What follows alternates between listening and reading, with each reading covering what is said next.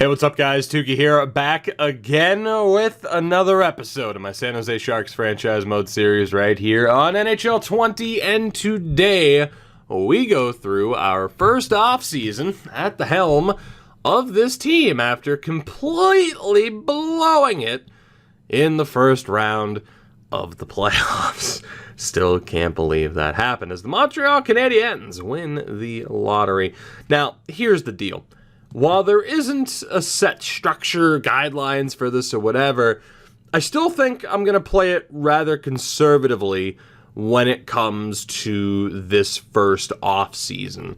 There are players, of course, that I could very quickly move off of this team. We could get rid of, Marc-Edouard Vlasic and Martin Jones fairly quickly.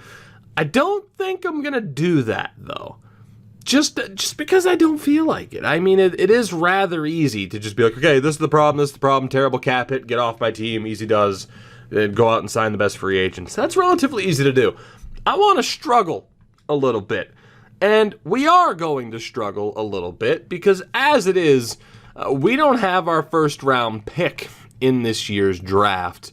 So in terms of problem areas right now, it's Martin Jones. We need a goaltender in this draft. Whether or not it's Askarov or Yann Bednar, we need a goaltender. From there, I'm not too worried. I mean, we have a couple of defensive prospects, mainly Ryan Merkley at the top there, that we can kind of rely on to help build this team. And then forward-wise, of course, it's a younger core to begin with, but we got a couple of decent guys, John Leonard, for example.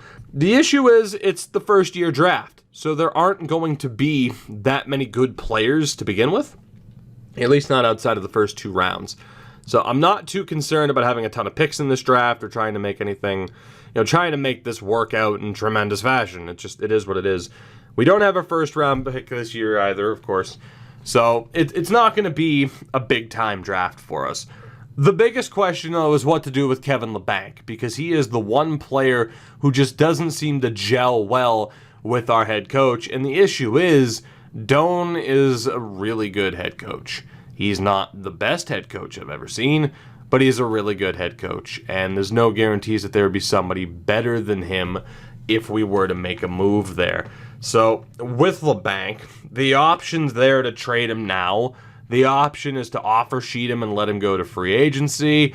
There's an option, not an offer, but an option to re-sign him and see what happens from there. And to be honest, I have no idea what I'm going to do.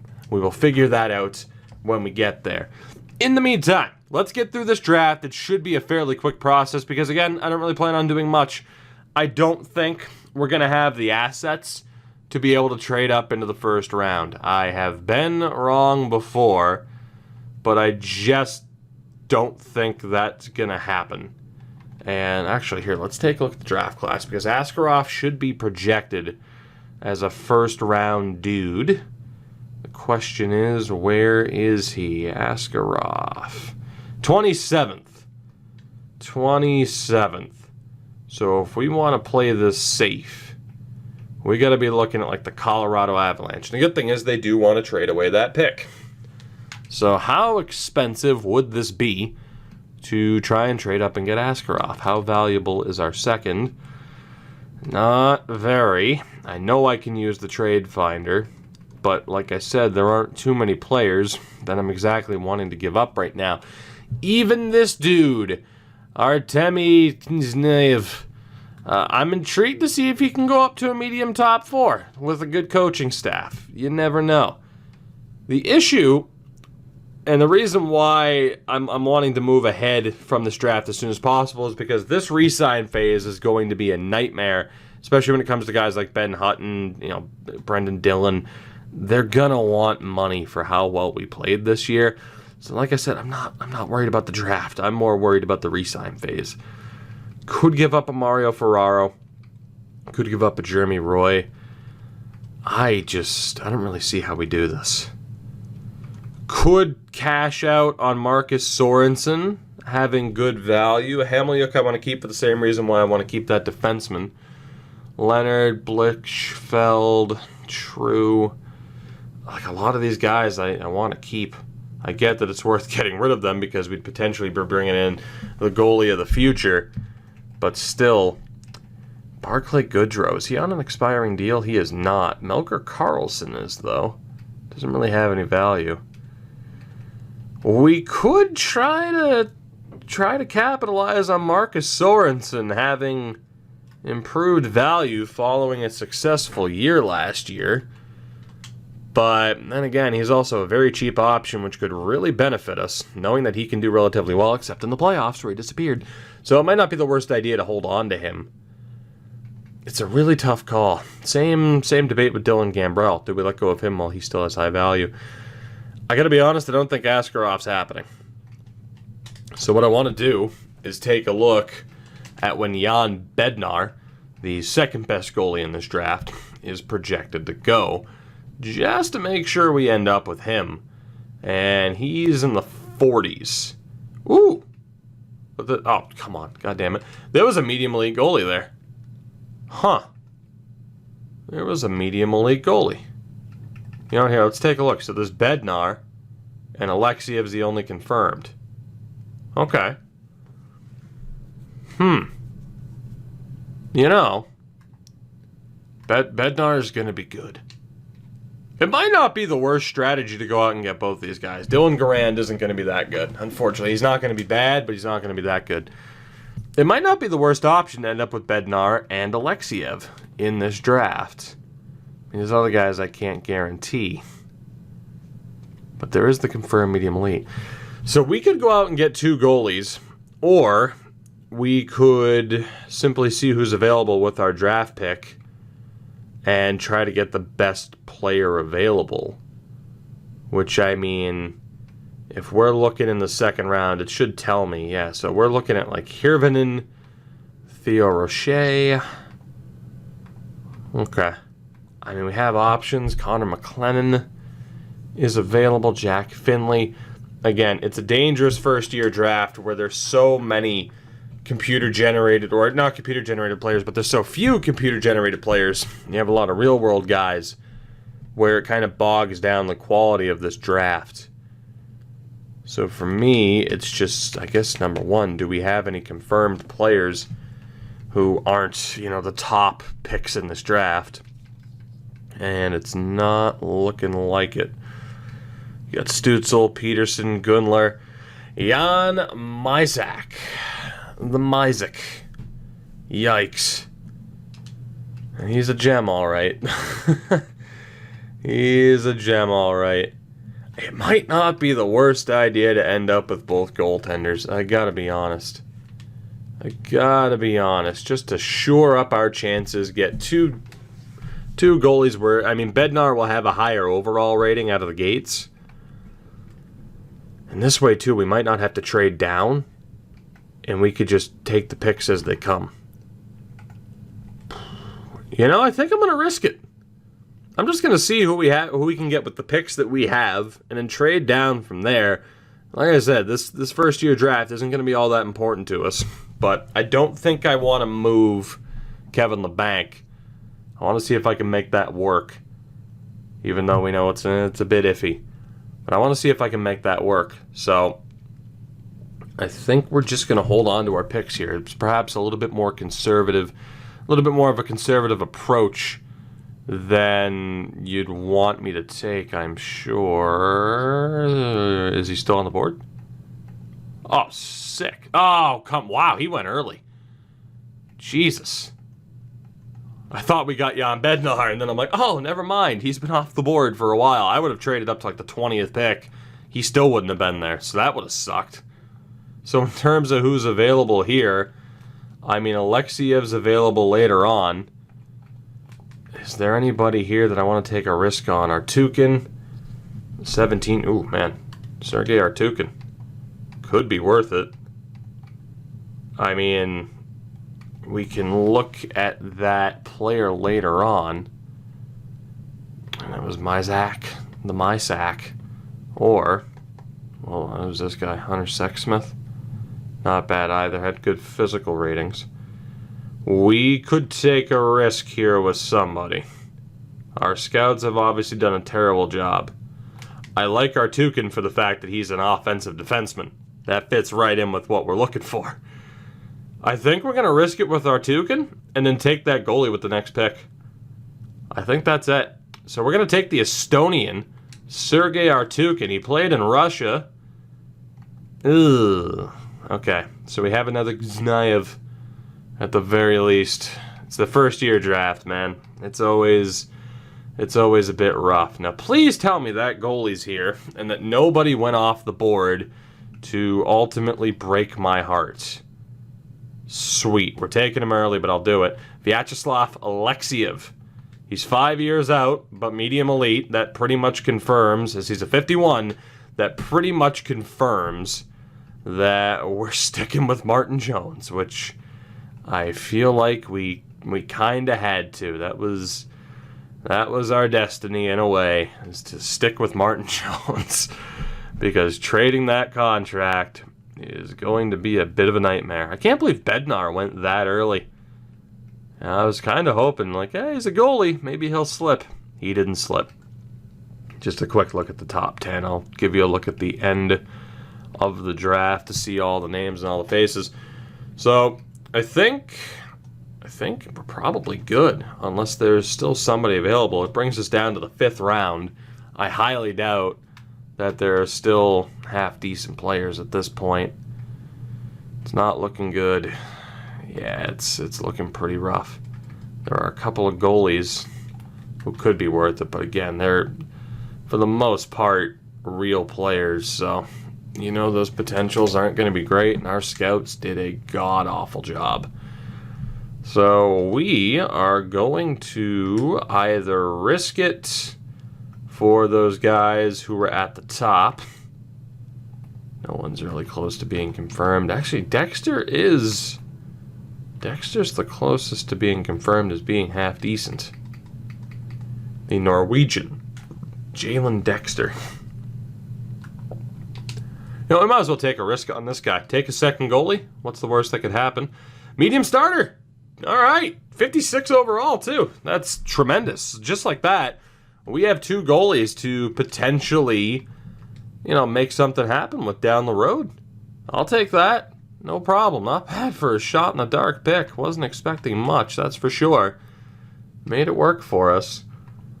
I mean, granted, it's just the strategy of like, well, let's take a medium elite and hope for the best. But normally in this first year draft, it doesn't go that well. So I will take it. Danny Correa. Is there anybody else? Rice Miller. Yeah, it's not looking too good. Okay, I think from here, I feel fairly confident in trading away the rest of our picks. Maybe not. Yannick Valenti is going to have a decent overall.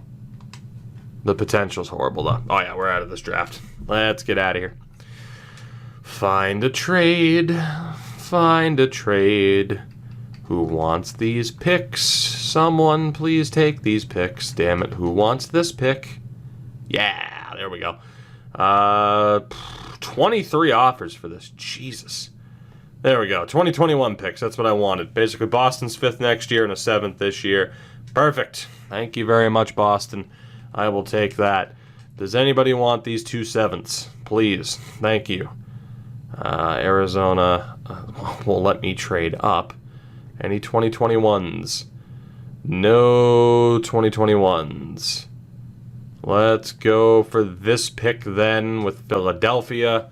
That allows them to trade back. Then we'll try to flip this pick for picks next year. 2 7ths from Chicago is good news for me. There we go. So we are out of this draft.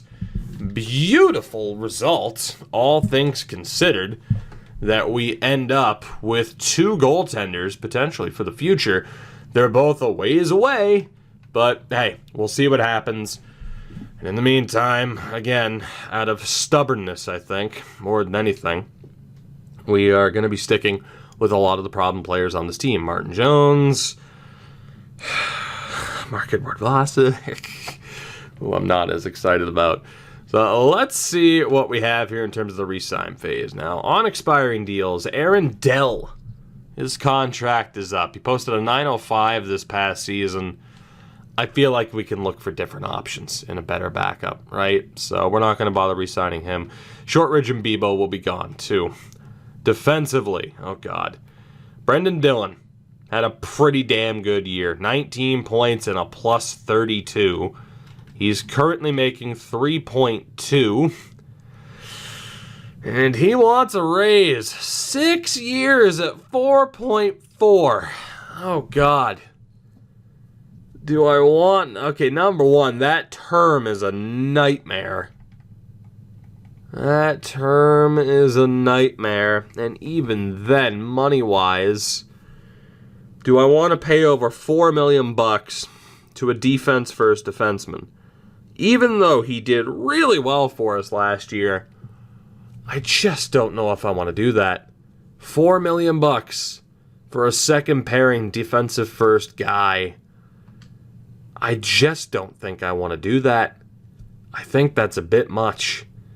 And then Ben Hutton, who of course had a great year for us, and thankfully we were able to get him. Had I started the series a few days later, he would have been a king. But 36 points and a plus 33. He made 1.75. He is looking for $5 million. Just under 5. I gotta be honest, with the big contracts we have, I don't think I can afford to pay second pairing guys $4 and $5 million. I just don't think I can do it. Especially with how much Vlasic's being paid already. I just don't think I can do it. So we're looking likely that we're gonna have to go after some cheaper options here. So that sucks, but I think we're losing Dillon and Hutton. Tim Heed, who had a great season as well, wants under 2, which is nice. He had 30 points this year and was a plus 30, so a damn fine season. And we'll bring him back for his troubles. Does he want to re-sign? He does. Let's see if he'll take an ever so slight discount. Hayden Fleury. Of course, we'll look to bring back. I mean, we signed him on waivers. Okay. You want to get paid like an NHLer, or at least a third-pairing guy. And I mean, if you're not a third-pairing guy for us this year, that's going to be incredibly disappointing. But we have an opening, 2 openings really, for 2 defensive defensemen. And you kind of fit the bill. So there's a chance that Hayden Fleury might be getting a shot this year if he'll accept that contract. Jeremy Roy, a little bit more time to develop. Also wants a one-way deal. Bit more of a two-way. Currently listed as an offensive, not that physical. I'll still give him a chance. I'm not going to sign him to a multi-year deal, but we'll see what happens. And then Radim Simic did well for us last year when he had to fill in. I mean, a +7 in 8 games. So, same deal. We'll look to give him the straight ones, and we'll see what happens from there. Jacob Middleton, I mean, I think he's gone. 73 at 24 years old. Dalton Prout will go. Tony Sund might have a good chance of being something for San Jose in real life, but yeah, he's not going to be anything for us. Wingers, oh God. Kevin Lebec, I still think I want to bring back. I'm very intrigued, though, at what we could get with him being an RFA. He's looking for $5 million. $5 million. What is the offer sheet compensation for that? A first and a third for Kevin Lebec. Depends on whether or not I think I could get more by just outright trading him. It depends on where the first and the third comes from. And again, he's such an interesting player where I don't know. I don't know if he's going to fit on this team with the way this coach is. But I don't want to get rid of him. Melker Karlsson. I mean, 24 points last year. Nothing to scoff at. It just depends on how much you're looking for. 1.5. That's not too bad. I'm not against paying a fourth liner 1.5. We'll see if he signs that. Lucas Radil with his 26 points and a +21 last year. Let's see what he's looking for. 1.8. He doesn't want to re-sign. That's about the most I'd be willing to pay him. 2, I think, would be stretching it. God, I don't know what I'm going to do with Lebec. Left wings, Johnny Brodzinski, we're likely to let go of. Had no points in 4 games. Wasn't, harmful or anything. Had 1 point in 6 playoff games. So he's likely to be on the way out. Suomela, 16 points this past year on the 4th line. He's reached the point where he's not really going to get better. And I feel like there might be someone better for that role of being a 4th line grinder than him. So he wasn't bad. What's he looking for? 1.2?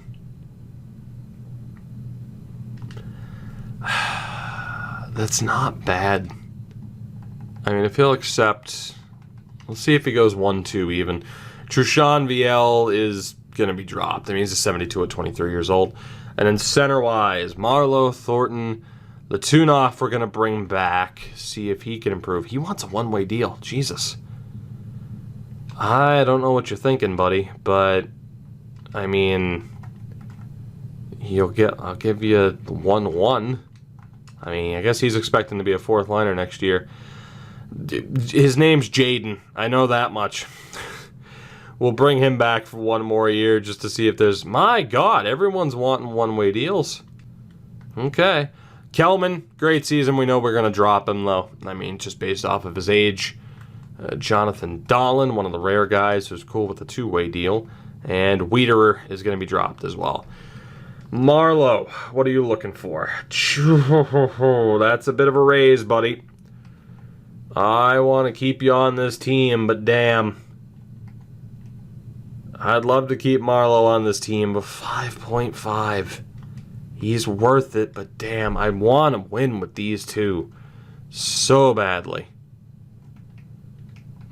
We'll see if we can pull that off. So, there we go. Our best chances, and again... The day before, that's our best chance to get discount prices. Don't really feel like that's going to happen, but we'll find out. Let's see what we got here. So Hayden Fleury's back. Jumbo signed. I'll take it. Joe's back. Radil rejected. Carlson rejected. Tim Heed's back. Simic, Suomela rejected. Roy accepted. Jaden's back. Latunov. Marlowe's back too. Okay, so we got the 2 veterans back. Quick and easy. It's just, what is the rest of the contract situation looking like? We only have $7 million to spend. So all expiring. Dell, Shortridge, and Bebo are all gone. And we'll see ultimately what that situation looks like. Again, Brendan Dillon, there's just no way. There's just no way. So, hey, congrats. You're probably going to go out there and make pretty good money. But I have to make that move for the team, unfortunately. It's not going to happen. And with these forwards, it's tough. So Brodzinski's gone. Kelman's gone. Trushan Viel is gone. And Wiederer is gone. What does Lebec want? 3.5 over 2. That's not bad. If he'll take 3.25 over 2, I'll do it. Melker Carlson. I will give you 1.5. Maybe. I'll give you a 1.75. You made 2 last year. Lucas Radil, I'll also give you 1.75. His request dropped. And Suomela, I'll give you a 1.2. We'll see if those deals go through. Again, the Lebec deal is the one that I'm so questionable on. But we'll see what happens here. Radil rejects, Carlson rejects, Lebec is back, Suomela rejects. I am not against just letting these other guys go. Not against it at all. Yeah, I'm not paying these guys more than $2 million. So Carlson, Radil, and Suomela are gone. Pretty straightforward. And we'll see. I mean, it's kind of the San Jose model that we're boxed into right now. Unless we just go, okay, trade, done. Team's flipped. Unless we do that, there's not much we can do. We're boxed in with these big contracts. So we'll go ahead and handle that. First things first here in this offseason, though. Coaching staff-wise, again, we're pretty much good to go. Even this assistant coach, he's good on the special teams. The goalie coach, again, the grades are bad, but they're going to be. His teaching is fine. We do need to bring in different AHL coaches because the teaching's just a little bit too low for a lot of these guys. So our head coach is more defensive. I'll keep that in mind. Let's see if we can bring on some AHL options. So for AHL associate coach, we want good teaching. And there are the B's, and we're looking for a generalist is fine. Is there somebody who's a bit more defensive as a generalist, or all they are all physical? Okay. Duly noted, and one's a goalie coach. But we're not going to be looking to bring him in. I know this guy is a C- in defense, while the guy at the top and this dude here has a straight C. You know, he's good on the PK too. I think this is the guy. Kim Gunderson. The gun. Kim Gunderson. We'll look to bring you in. And then for an assistant coach, of course, these are the ridiculous goalie coaches, as there normally are. Let's see here. So we have this generalist, more of a physical style, balanced style for Piespinen. And okay, that's the end of the B minuses. Who do we have here? Hector Robbins plays more of a physical style. Let's go after Raimo Piespinen as the assistant coach. And hopefully that solves the AHL coaching staff fairly quickly. But I think we're sticking with Doan, even with the disagreements when it comes to what's going on with Kevin Lebec. So we have $4.6 million to spend, 11 contracts. My God, Pietrangelo wants to get paid. That's insanity. Well, let's take a look at the short list of what we need right now. And again, to be honest, we're looking at budget options. We are looking at budget options. So goalie-wise, we have Martin Jones, Coronar, and Imon, who is in junior. So we need 3 goalies. Fun, because we probably won't be rolling with Coronar as our backup.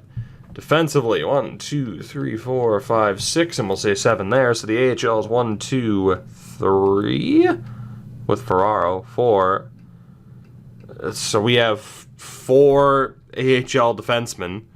So we need at least 2 more, and then probably another 2 for depth. So we're talking 4 to 5 defensemen total. If Merkley and like you're missing something. Like there should be something between the K and the N. Nyazev, I guess it would be, if they're both still in junior. And then forward-wise, you have 2, 3, 4, 5, 6, 7, 8, and 9 with Goodrow, 10, 11, and 12, which we probably will sign John Leonard. So the AHL is 1, 2, 3, 4, 5, 6, 7, 8, 9, 10, 11 with McGrew. Okay, cool. So we need like 3 forwards as well. And I could push somebody down to the AHL. And we don't have much money to spend to get this done. So let's take a look here, shall we? When it comes to goaltenders, first and foremost, we're looking for potential. And there's not much there. I want UFAs only, by the way. Please and thank you. So Aiden Hill is available. Tristan Jerry, Linus Soderstrom, and Calvin Booth. Aiden Hill is a real interesting one. I'm surprised Arizona didn't bring him back.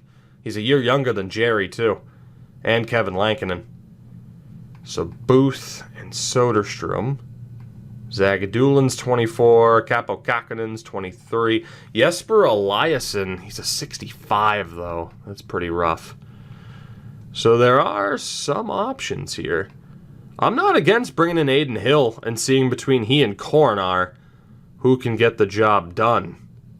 I don't hate that. And then bring on Soderstrom and Booth on, hey, what the hell are you worth contracts, basically. I'm definitely going in for Aiden Hill here. And we'll give him the straight 1s, which works for me. Is there more of a surefire backup that we can actually pay like a backup? Yaroslav Halak. That's a decent amount of our money total right there, though, for Halak. And then from there, it drops. We'd be looking at bringing Thomas Greiss back to San Jose, essentially. Or Arundel. I like the idea of going with some of the younger guys. Let them fight it out. So, Lena Soderstrom, we'll look to bring you in for the year. And Callum Booth, look to have you in for this year as well. Defensemen, again, we need 4 to 5 guys here. In terms of the big money guys, it ain't happening. It's just not. I mean, Justin Braun and Brendan Dillon are both looking for over $4 million. And again, Hutton's looking for almost 5. We have 4.6. So the big money deals aren't happening. We got to be a little bit smart here. Cody Ceci is looking for 2.6. Jesus. Are there any medium top 6 guys? Just one, Ragnarsson, but he's such a low overall that that's not going to happen. So in terms of potential players, it's not looking good. Gavrikov, who was a Blue Jacket, is the type of guy we can look to bring in and see what happens. So I'm not against giving him a shot this year. Hunter Drew, for some reason, wasn't signed. So he'll be our second option as a high 7th. And then for medium 7ths, Olis Matson is available. Is there anybody else? Chaz Redekop, Andrew Nielsen. I mean, there are definitely options here. Redekop and Nielsen aren't bad. Brett Larnout's a bit too low. Burrows, not really. Detroit, legend. Rebuilding Hockey Town, legend Matt Spencer. Connor Hobbs. Perfect option. Why not? Might end up being an AHLer, but could be decent. Jack Dougherty's a bit too low. Guillaume Brisebois. Perfect as well. And I'm not complaining about signing Austin Strand either, if that's who it ends up being. I think it's going to be Brisebois and Strand from the looks of it. Middleton, again, a little bit older. Canuck Leipert's not bad at 19. I think we have our guys. I mean, they're medium 7ths. It's nothing too crazy. Oliver Kasky, 24 and a 73. It's not too bad. A couple of 20-year-olds that weren't picked up. I'm just wanting to kind of do my due diligence here and just double-check everyone that's there. I think, again, we have our guys based off of the ages here. Like William Laguson's there, but I'm kind of looking at like 23-year-olds. Okay, so yeah, I think we're good. Let's go for Guillaume Brisebois. Sign him up for the year. And the former Seattle Thunderbird, Austin Strand. We'll look to sign him as well, just to help fill out the AHL. And forward-wise, again, we're looking at 3 people. Hinestroza and Aberg are a bit expensive for my blood. So who else do we have here looking for decent budget options who might be able to improve a little bit? John Hayden is a potential 4th liner. Chandler Stevenson, Charlie Houdon. I want guys, though, that have a chance to maybe get a little bit better, and there are no medium 9s that are going to fit that description. They're going to be bottom 6s at best. High bottom 6. Asimont, if he was a little bit higher of an overall, I'd be all over that. Vorobiev. Mikhail Vorobiev, the former Flyer. We will absolutely take a flyer on him. Pun completely intended. Same with Kevin Stenlin, former Blue Jacket. We used him extensively in the Columbus to QC relocation series we did a few years ago, too. And from there, I mean, Freddie Gauthier.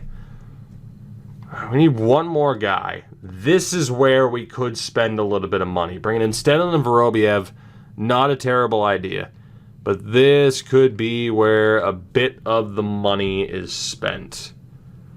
So let's take a look here at what the higher lines are projected to be. The top 6 still shaping up to be Couture, Meyer Hurdle, Kane, Marlowe Thornton. Lebanc looking like he's going to be on the 3rd line. Sorensen's there. But then towards the 4th line, we're looking at Goodrow, True, Leonard. I mean, Gambrel's likely to get a chance on the third line. So the fourth line, I mean, again, Goodrow, True, Blitchfeld, Latunov. Maybe we avoid signing Leonard for this year because we have a little bit of a log jam there. So I'd say, I mean, because we got to give Gambrel a chance, I'd think, right? I think we have to. So we're looking at a third liner, unless we think Dylan Gambrel can't be the third liner. But Sorensen, Gambrel, Lebec, in theory, should be a decent third line. So a bottom six option here isn't the worst idea, or we bring in another prospect. And considering we were done with high bottom sixes, I think we look for a dude who could be a third or a fourth liner for us, which is what Melker Karlsson was going to be, and then he decided that he wanted way too much money. So that kind of sucked. So in terms of options, Charlie Coyle would be perfect. I can't imagine playing him on a fourth line, though. Again, we can't really see what a scheme fit he'd be. In terms of the current schemes, though, according to the Pro Scouting Assessment, although it's not recent, he fits in on the penalty lines. That's it, though. Okay. What else do we have here? Nemesnikov's a bit too good for that role. Frolik, Koivu, Wayne Simmons. Top six forward lines. Okay, so he doesn't really fit the bill either for, someone in the bottom six. Patrick Maroon absolutely does. So Patrick Maroon's the first guy to look at. And again, it's not perfect, but there's a chance he fits in well on the fourth lines. Or on the fourth line, the bottom six. So Maroon, definitely someone to keep an eye on. I think preferably, though, it would be a center who fits the bill. What about Cody Eakin? That would be a bit weird to bring in Cody Eakin. He doesn't fit that fourth line role. Carl Soderberg. Carl Soderberg fits in. Has the face-offs as well. Could bring Matt Nieto back. Matt Nieto fits in, actually. That'd be pretty interesting to bring Matt Nieto back to San Jose. He's coming off of a near 40-point season. I think I'd almost prefer that over Patrick Maroon. He's also a little bit cheaper, too. Hinostroza is available. Pajot, Colin Wilson, Brian Boyle. I think maybe a little bit of a reuniting. Matt Nieto being brought back to this team is a decent little idea. It could bring Jamie McGinn back too, but he doesn't really fit. Based off of the names, now I think these guys will fit in. I think Matt Nieto's the winner. Let's see if we can bring him back to San Jose for the year. Now he's looking for a little bit more term. I'm not going to give him that, but I will give him a decent little contract there. And we'll see what happens with these initial offers. Again, it's such a weird offseason because we decided to be a little bit more conservative with not immediately flipping people, especially the problem contracts. Both staff members signed. Hunter Drew has signed with us, which is very nice. Matt Nieto is back. Gavrikov, Soderstrom, Booth, Stenlund, Hobbs rejected. Vorobiev signed. Strand, Hill, Brisebois. Cool. So let's see if we can sign that defenseman still. And if we can, I think I'm okay with where our roster is right now. I'm not fooling myself into thinking it's perfect. And yeah, it sucks that we lost some decent players. But that was always going to happen based off of how much money people wanted, right? That was just always going to happen. The good thing is, too, we have a little bit of cap space, a little bit of maneuverability, just in case we need to make moves. So, again, I'm not fooling myself into thinking like, oh yeah, we're going to get it out of the San Jose kind of method. Like, no, this is what the Sharks are doing in real life. Is that Keandre Miller? No, it's not. It's Kevin Miller. Are you serious? Get the fuck out of here. I love Kevin Miller, but no trade offers, please. I want to see what my roster looks like by the end of this. Thank you very much. But, I'm not fooling myself. When you have this many contracts, top-heavy contracts, obviously the bottom six has to be filled up with the lesser knowns. That's what it was last year. I mean, in the grand scheme of things, Barclay Goodrow, not so much, but, Lucas Radil, Suomala, Johnny Brodzinski, those were going to be the guys that had to fill out the roster. And this year, there will be players similar to that, as Derek Stepan has been traded to Montreal for a second-round pick and Tyler Pitlick. So Derek Stepan back to the Eastern Conference. And I'm very intrigued to see what this roster looks like ultimately. Gonna have to do some tinkering, of course, I'm sure, in terms of seeing who really fits with scheme fits and everything. But just in terms of the overalls, what kind of progression we see this offseason and what these guys look like, we're still going to be contenders. I mean, with some of the talent that we have, it's impossible for us to not be. But I'm intrigued to see what happens here. So Aiden Hill's up to a 77. And I guess just by default, that's going to kind of hand him the backup role this year. Coronar, Booth, and Soderstrom will be down in the AHL with Zachary Amon playing his last year for Rio-Naranda, the old Huskies there. Defensively, Burns, Carlson, Vlasic. Again, I don't know if that's not a morale thing. I feel like it has to be because he's still a top 4. Heed, Fleury, Roy. So Strand will probably be sent down. Holy Ryan Merkley. That just changed the game. That just changed the outlook here. So Burns, and that changes it, honestly, for Tim Heed, who might not be an offensive defenseman this year. He might be a two-way. That just changed the entire outlook here. Merkley should be an NHL guy this year. So Burns, Carlson, Heed. I think, if we look at sending down these two, call up Merkley here. So Burns, Carlson, Merkley, Vlasic, Heed, Simic as our healthy scratch.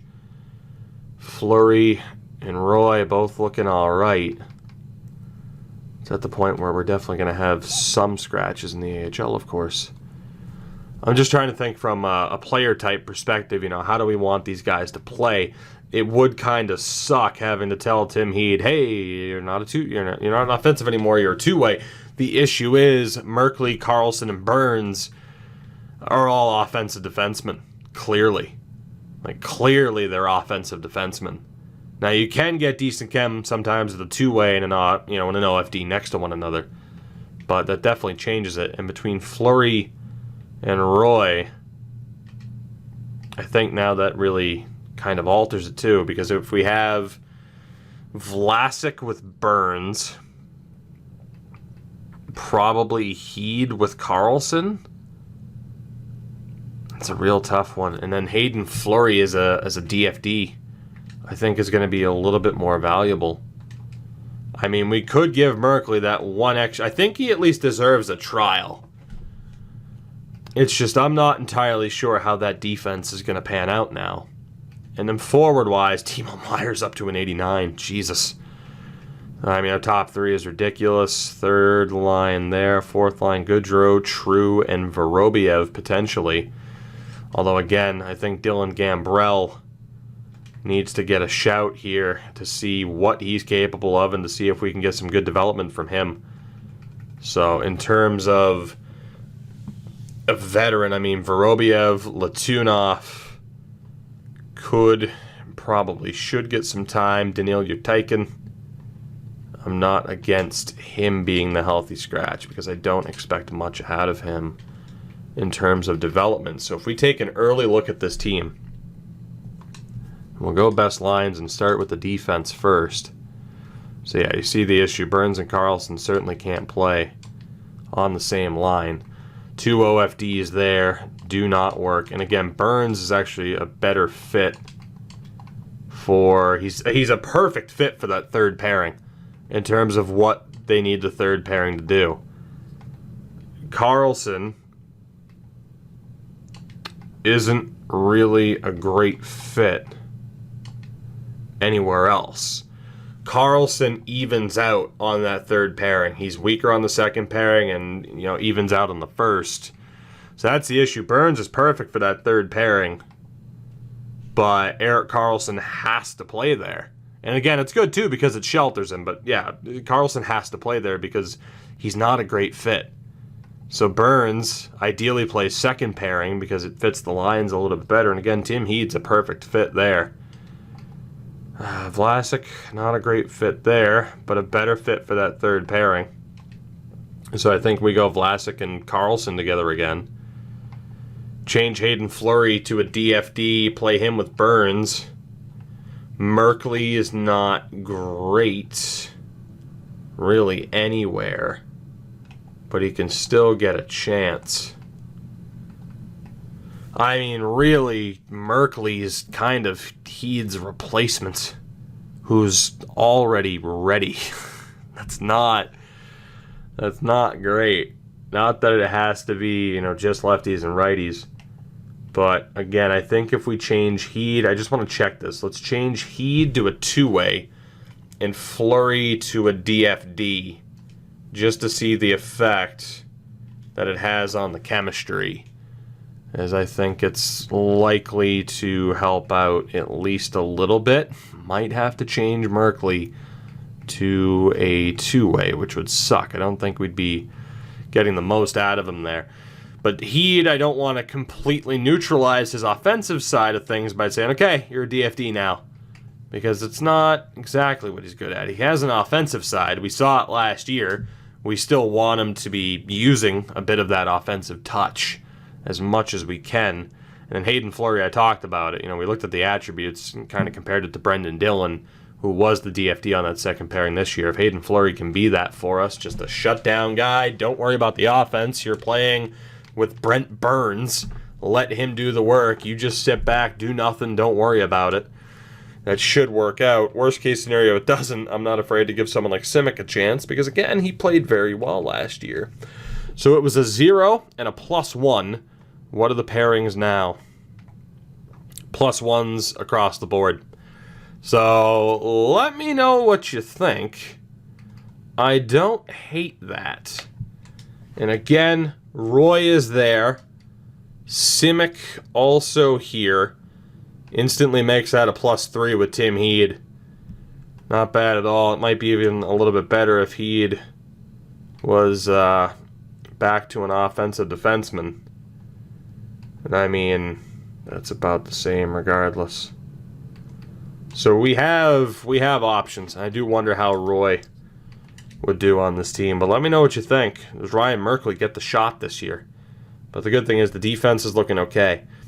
And then forward, in a way, it's looking okay. It's a bit of a shame that some of our top defensemen don't line up perfectly with this coach. But there's no guarantee that there's a better coach out there where, he'd fit the team better and would also have as good of grades. It's kind of the one issue. And then forward-wise, I still can't help but think that Gambrel should get the chance. And Matt Nieto is a pretty good fit for that fourth line. It's just, what the hell is this third line going to look like? Again, we know Sorensen's a perfect fit for that top line. It's just weird to play him on the top line. How does Timo fit on the top line? He's not bad, but Couture and Hurdle aren't great fits. So we know Sorensen, strangely enough, fits in on that top line.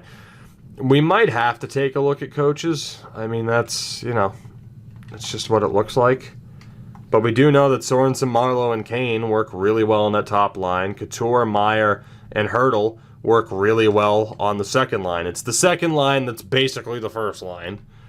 And then Lebec, Thornton, and Gambrel isn't terrible. That's going to require changing player types a bit. Probably getting Gambrel as a two-way. Maybe getting Joe as a sniper.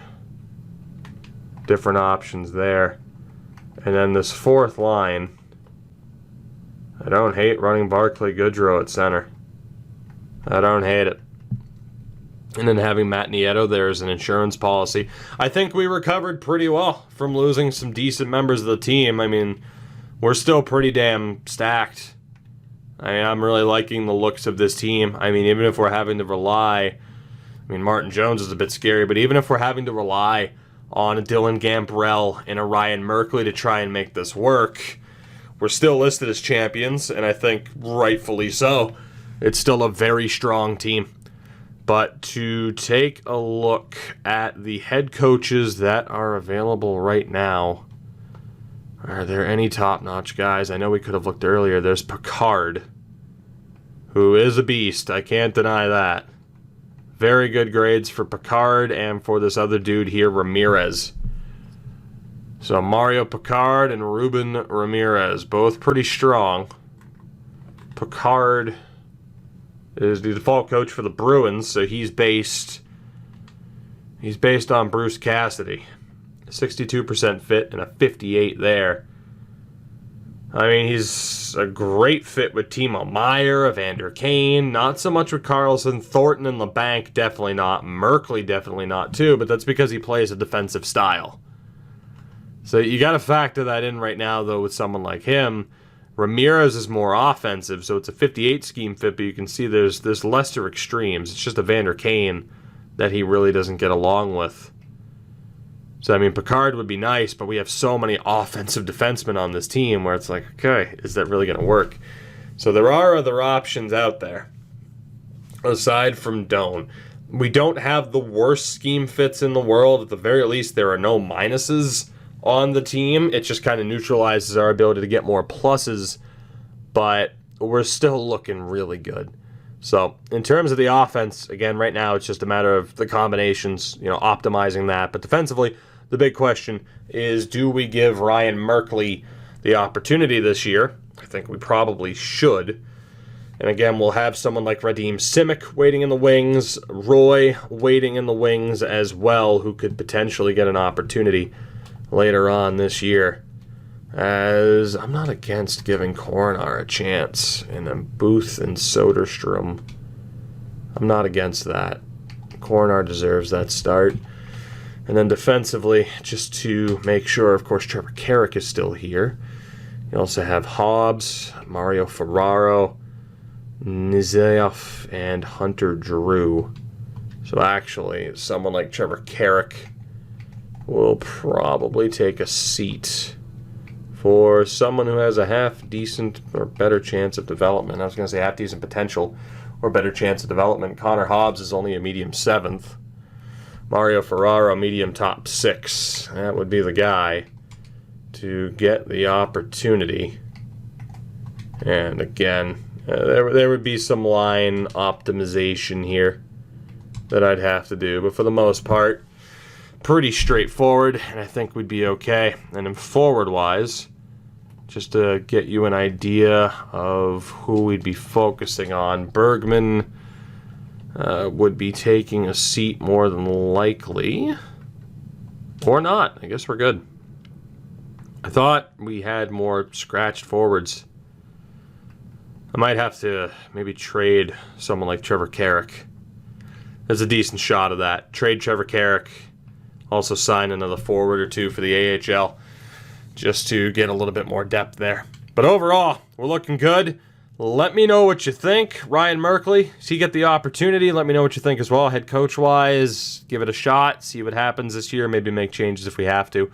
But overall, I'm relatively happy. The draft was pretty restrained, but we did end up with the 2 goalie prospects that could help out a lot. We had to say we had to say our goodbyes to a couple of decent players, but, right now it's, okay, let's not immediately deal Martin Jones, let's not immediately deal Vlasic and get rid of all these terrible contracts in one. It's let's see how we can move on and make the most of these deals in the meantime, rather than just being like, screw it, flip it, it's terrible. Let's, let's embrace the Sharks roster before immediately turning our backs on it, with the exception of Brendan Dillon, because he was too damn expensive.